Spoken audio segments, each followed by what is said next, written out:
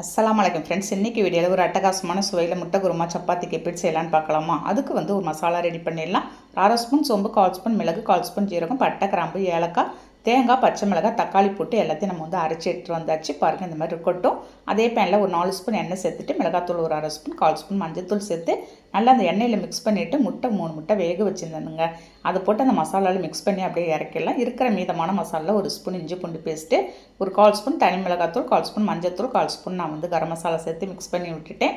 அதுலேயே ஒரு 3 வெங்காயம், நறுக்கின வெங்காயம், ஒரு தக்காளி, பழமான தக்காளி சேர்த்து உப்பு போட்டு நல்லா மிக்ஸ் பண்ணி கொஞ்சமாக தண்ணி தெளித்து இந்த வெங்காயம் தக்காளியை நல்லா வேக வச்சாச்சு. பாருங்கள், நல்லா வெந்ததும் இப்போ அரைச்சி வச்சுருந்தா மசாலாவும் மல்லி புதினா கொஞ்சமாக சேர்த்து மசாலாவுக்கு தேவையான உப்பு கொஞ்சமாக சேர்த்து தண்ணி ஊற்றி நல்லா கொதிக்க வச்சுருங்க.